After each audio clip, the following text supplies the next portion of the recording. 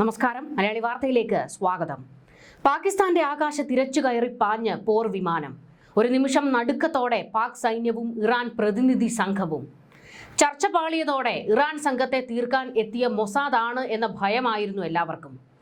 ചർച്ച പാളി, ഞങ്ങൾ മടങ്ങുന്നു എന്ന് പറഞ്ഞ് അമേരിക്കൻ സംഘം വിമാനം കയറിയപ്പോഴും ഇറാൻ സംഘം അവിടെ തന്നെ നിലയുറപ്പിച്ചിരുന്നു. ഉടൻ യാത്ര തുടരണോ അതോ കുറച്ചൊന്ന് കാത്തിരിക്കണോ? ഇനി എന്താണ് സംഭവിക്കാൻ പോകുന്നത് എന്ന പേടി ഇറാൻ സംഘത്തെ വല്ലാതെ അലട്ടിയിരുന്നു. കാരണം ചർച്ച പാളിയാൽ യുദ്ധമെന്നായിരുന്നു ഇസ്രയേലിന്റെ പ്രഖ്യാപനം. വലിയ സൈനിക അകമ്പടിയോടെ പാകിസ്ഥാന്റെ പോർ വിമാനങ്ങൾ ഇടം വലം പറന്നാണ് ഇറാനിൽ നിന്ന് അബ്ബാസ് അരാഗ്ചി ഉൾപ്പെട്ടവരെ ഇസ്ലാമാബാദിൽ ചർച്ചയ്ക്ക് എത്തിച്ചത്. വലിയ സുരക്ഷയായിരുന്നു ചർച്ച നടക്കുന്ന പ്രദേശത്തും ഏർപ്പെടുത്തിയിരുന്നത്. നിരവധി തവണയാണ് ഇറാൻ സംഘത്തിനൊപ്പം ഉണ്ടായിരുന്ന സൈന്യം പ്രദേശം നിരീക്ഷിച്ചത്. എല്ലാം ഇസ്രയേൽ പേടിയിലാണ്. ഒടുക്കം ചർച്ച പാളിയപ്പോഴും ഇറാനികൾക്ക് പേടി. തിരികെ ഇറാൻ മണ്ണിൽ കാല് കുത്തും വരെ ശ്വാസം വിടാനാകില്ല. അബ്ബാസ് അരാഗ്ചിയും കൂട്ടരും നരകം കണ്ടു. ഇസ്രയേൽ എന്ന രാഷ്ട്രം കത്തിക്കുമെന്നും ജൂതരെ കൊന്ന് കൊല വിളിക്കുമെന്നും നിരന്തരം വെല്ലുവിളി നടത്തിക്കൊണ്ടിരിക്കുന്ന 2 പേർ ചർച്ചയ്ക്കെത്തിയ ഇറാൻ സംഘത്തിൽ ഉണ്ടായിരുന്നല്ലോ. ഇറാൻ പ്രതിരോധ മന്ത്രി അബ്ബാസ് അരാഗ്ചിയും Iran parliament speaker Mohammad Bagher ഖാലിബാഫും. ഇരുവരും ജൂതപ്പടയുടെ ഹിറ്റ് ലിസ്റ്റിലുള്ളവരാണ്. മൊസാദ് സംഘം തീർക്കുമെന്ന വിറയലായിരുന്നു ഇവരെയും വേട്ടയാടിയത്. ഇറാന്റെ അകത്ത് തന്നെ സുരക്ഷയില്ല, അപ്പോൾ പിന്നെ പുറത്തു നിൽക്കുമ്പോഴുള്ള അവസ്ഥ പറയണോ? എന്നാൽ ഇതിനിടെ മറ്റൊരു സംഭവം കൂടി അരങ്ങേറിയിരുന്നു. ചർച്ച പരാജയപ്പെട്ടുവെന്ന് പാകിസ്ഥാനിലെ വേദിയിൽ നിന്നുകൊണ്ട് JD വാൻസ് അറിയിക്കുമ്പോൾ പ്രസിഡന്റ് ഡൊണാൾഡ് ട്രംപ് മിയാമിയിൽ കായിക മത്സര വേദിയിലായിരുന്നു. വിദേശകാര്യ സെക്രട്ടറി മാർക്കോ റൂബിയോ, മത്സരത്തിന്റെ ഭാരവാഹികൾ, കുടുംബം, ഇന്ത്യയിലെ US ambassador Sergio Gor, FBI മുൻ deputy director Dan Bongino, Joe Rogan എന്നിവർക്കൊപ്പം മണിക്കൂറുകളോളം ട്രംപ് അവിടെ തന്നെ ചെലവഴിച്ചു. ഈ സമയം അത്രയും IRGC ട്രംപിന്റെ നീക്കം വീക്ഷിക്കുന്നുണ്ടായിരുന്നു. ട്രംപ് വൈറ്റ് ഹൗസിലേക്ക് എത്തുമോ, ആക്രമണത്തിന് ഉത്തരവിടുമോ, എന്തിനും തയ്യാറായി നിൽക്കാൻ സൈന്യത്തിന് IRGC ഈ സമയം മുന്നറിയിപ്പും കൊടുത്തിരുന്നു. മൊസാദ് എന്ന ഒറ്റ പേര് ഇറാന്റെ ഉറക്കം കെടുത്തുന്നുണ്ട്. ഏതെല്ലാം കോട്ടകളിൽ അഭയം തേടിയിട്ടും രക്ഷയില്ല. ഇറാന്റെ ഉന്നത തലകളെല്ലാം അരിഞ്ഞത് മൊസാദ് ആയിരുന്നല്ലോ. അവരുടെ ഹിറ്റ് ലിസ്റ്റിൽ കയറിപ്പോയാൽ പിന്നെ ചത്തു എന്നാണ് അർത്ഥം. പാകിസ്ഥാനിലെത്തിയ ഇറാൻ സംഘത്തിന്റെ ചങ്കിടിപ്പ് കൂട്ടിയതും മൊസാദ് തന്നെയായിരുന്നു. ഏതെല്ലാം കോട്ടകളിൽ അഭയം തേടിയ HHന്റെ തലവന്മാരെയും ഇറാന്റെ പ്രോക്സികളുടെ തലവന്മാരെയും ഇറാന്റെയും തലവന്മാരെ കൊന്നൊടുക്കിയ ചരിത്രമാണല്ലോ മൊസാദിനുള്ളത്. ഹമാസിന്റെ തലവൻ ഇസ്മയിൽ ഹനിയയെ ഇറാനിൽ കയറിയാണ് തീർത്തത്.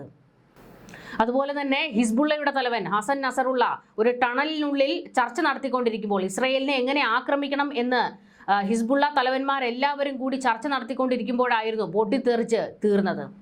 അതുപോലെ തന്നെ ഒരിക്കലും ഇറാൻ കരുതിയതേയില്ല ആയത്തുള്ള അലി ഖമനേയിയെ വധിക്കുമെന്ന്. എന്നാൽ ഇസ്രയേലിന്റെ ഹിറ്റ് ലിസ്റ്റിലുണ്ടായിരുന്ന, മൊസാദിന്റെ ലിസ്റ്റിലുണ്ടായിരുന്ന പ്രധാനിയായിരുന്നു ആയത്തുള്ള അലി ഖമനേയി. ആ തലയും എടുത്തു കഴിഞ്ഞിട്ടുണ്ട്. ഈ ഒരു പേടിയായിരുന്നു അബ്ബാസ് അരാഗ്ചിയെയും ഖാലിബാഫിനെയും വേട്ടയാടിയത്. എത്രയും പെട്ടെന്ന് ഇറാനിലേക്ക് എത്തണം എന്നുള്ള വെപ്രാളമായിരുന്നു അവർക്ക്.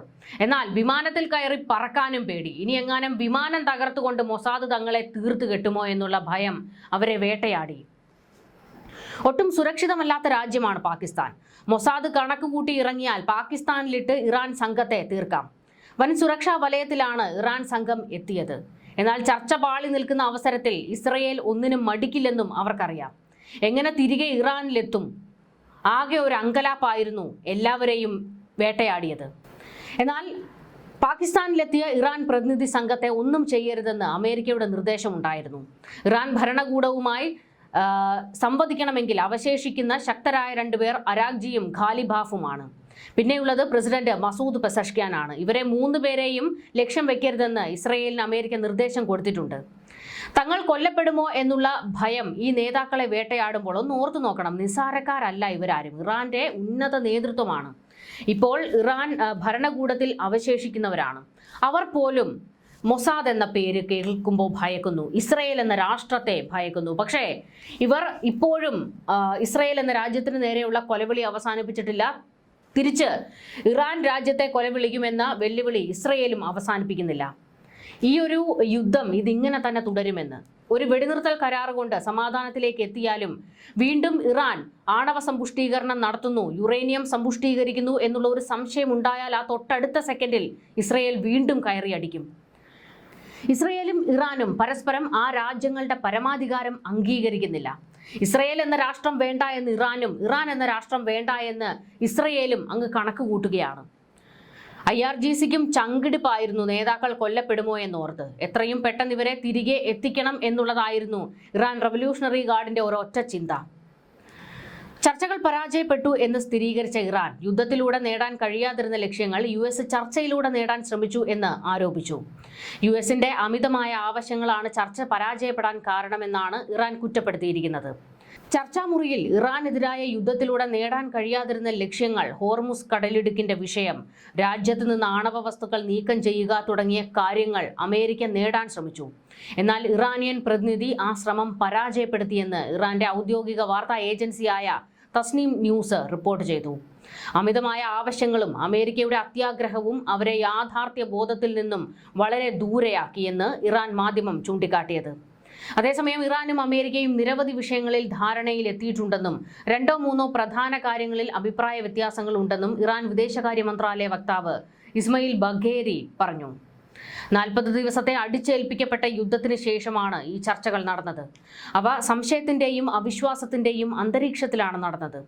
ആദ്യമേ ഒരു കൂടിക്കാഴ്ചയിൽ ഒരു കരാറിലെത്തുമെന്ന് നമ്മൾ പ്രതീക്ഷിച്ചിരുന്നില്ല. അതാരും പ്രതീക്ഷിച്ചതേ ഇല്ല എന്നും മന്ത്രാലയ വക്താവ് പറഞ്ഞു. ആണവ സമ്പുഷ്ടീകരണം സംബന്ധിച്ചാണ് വർഷങ്ങളായി അമേരിക്കയും ഇറാനും തമ്മിൽ തർക്കം നടക്കുന്നത്. ആണവായുധങ്ങൾ നിർമ്മിക്കില്ലെന്നും ആണവോർജ്ജ പരിപാടി മാത്രമാണ് ലക്ഷ്യമിടുന്നതെന്ന് ഇറാൻ അവകാശപ്പെടുന്നു. എന്നാൽ സമീപ വർഷങ്ങളിൽ യുറേനിയം സമ്പുഷ്ടീകരണത്തിന്റെ തോത് ഇറാൻ വർദ്ധിപ്പിച്ചതാണ് USനെയും സഖ്യകക്ഷികളെയും ആശങ്കയിലാഴ്ത്തിയത്. ഇതേ തുടർന്ന് 2 തവണ USും ഇറാനും യുദ്ധത്തിലേർപ്പെട്ടു. ഇറാൻ ഇപ്പോഴും സമ്പുഷ്ടീകരണം ഉപേക്ഷിക്കാൻ തയ്യാറല്ല എന്നാണ് വ്യക്തമാക്കുന്നത്. ഈ ഒരു ഘട്ടത്തിൽ ഇസ്രയേൽ പറഞ്ഞ ഒരു കാര്യവും കൂടി നമ്മൾ ഓർക്കണം. ഞങ്ങൾ യുദ്ധത്തിലേക്ക് ഇറങ്ങും. ആവശ്യങ്ങൾ അംഗീകരിക്കാൻ ഇറാൻ തയ്യാറായില്ലെങ്കിൽ പൂർണ്ണ യുദ്ധം തന്നെയായിരിക്കും. ഞങ്ങൾ ഇറാനെ ഇല്ലാതാക്കും. ആ ഭൂപടത്തിൽ നിന്ന് തന്നെ ഇറാനെ ഞങ്ങൾ ചാരമാക്കും എന്നുള്ള വെല്ലുവിളിയാണ് ഇസ്രയേൽ നടത്തിയിരിക്കുന്നത്.